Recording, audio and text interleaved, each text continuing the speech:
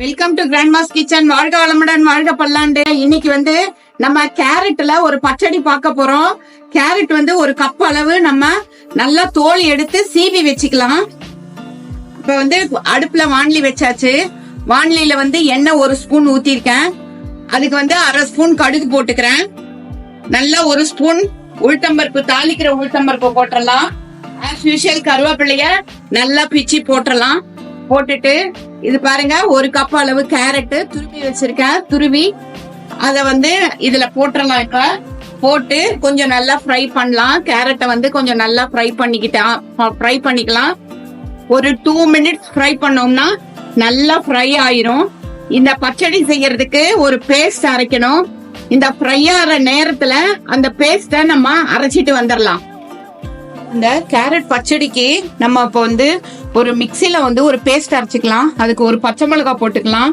பெருங்காயம் ஒரு 4 பீஸ் போட்டுக்கலாம். தேங்காய் வந்து ஒரு 1/2 மூடி போட்டுக்கிறேன். அதுக்கப்புறம் பொட்டுக்கடலை ஒரு 2 ஸ்பூன் இருக்கிற மாதிரி போட்டா போதும். பாருங்க, 2 ஸ்பூன் இருக்கிற மாதிரி பொட்டுக்கடலை போட்டா போதும். அதுக்கப்புறம் ஒரு 1/2 ஸ்பூன் சீரகம் இத போட்டுடலாம். 1/2 ஸ்பூன் சீரகத்தை போட்டுடலாம். நம்ம மஞ்சத்தூள் சின்ன ஸ்பூன்ல ஒரு 1/2 ஸ்பூன் போட்டுக்கலாம். உப்பு அவங்கவுங்க டேஸ்டுக்கு தேவையான அளவு உப்பு போட்டுடலாம். நல்லா நைஸா தண்ணி ஊத்தி அரைச்சு கொண்டு வந்துடலாம். கேரட் வந்து இப்ப நல்லா ஃப்ரை ஆயிருச்சு. பாருங்க, நல்லா ஃப்ரை ஆகி வந்துருச்சு.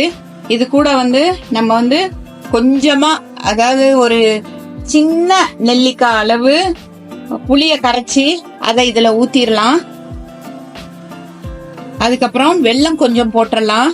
பாருங்க, வெல்லம் கொஞ்சம் போட்டுடலாம். போட்டு இது ரெண்டும் கொஞ்சம் அப்படியே கொஞ்சம் இதுல கலந்துடலாம்.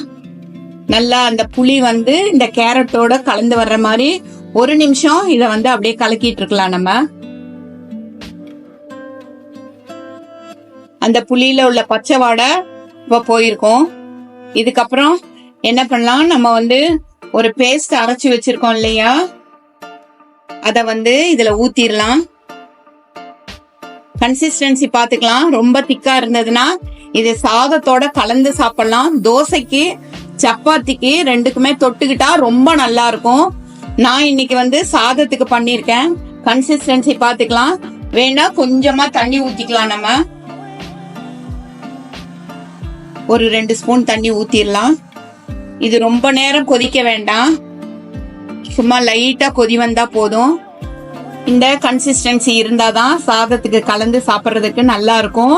நம்மளோட கேரட் பச்சடி ஒரு 10 நிமிஷம். எந்த சமையல்னாலுமே சீக்கிரமா செய்யறதுனா அது மார்னிங் ஹவர்ஸ்ல ஆபீஸ்க்கு எடுத்துட்டு போறதுக்கும் ஈஸியா இருக்கும். குழந்தைங்களுக்கு ஸ்கூலுக்கு கட்டி தர்றதுக்கும் ஈஸியா இருக்கும். இத நல்லா கொதிக்க வச்சிடறதால மத்தியானம் லஞ்சுக்கோ இல்ல சப்பாத்திக்கோ இல்ல தோசைக்கோ எதுக்கு வேணா தொட்டுக்கிறதுக்கு கொடுக்கலாம். ரொம்ப டேஸ்டா இருக்கும். இது வந்து இப்ப நம்மளுக்கு ரெடி ஆயிடுச்சு. இத நம்ம ஒரு சர்விங் பவுலுக்கு மாத்திரலாம். நம்மளோட கேரட் பச்சடி ரெடி ஆயிருச்சு. பாருங்க, இத நம்ம இப்ப ஒரு சர்விங் பவுலுக்கு மாத்திட்டு இருக்கோம். ரொம்ப சூப்பரான சுவையான கேரட் பச்சடி ரெடி. கேரட்டுங்கிறது நார்மலாவே ஹெல்த்துக்கு ரொம்ப நல்லது. இத வந்து நம்ம மார்னிங் ஹவர்ஸ்லயோ ஆஃப்டர்நூன் ஹவர்ஸ்லயோ சாப்பிட்டோம்னா வயிற்றுக்கு, நம்ம கண்ணுக்கு, அது இல்லாம நம்ம உடம்புக்கு தேவையான நிறைய சத்துக்கள் நமக்கு கிடைக்குது. அது வந்து பிளட்டையும் நல்லா பியூரிஃபை பண்றது. வெயிட் லாஸ் உள்ளவங்களுக்கும் இது யூஸ் பண்ணலாம்.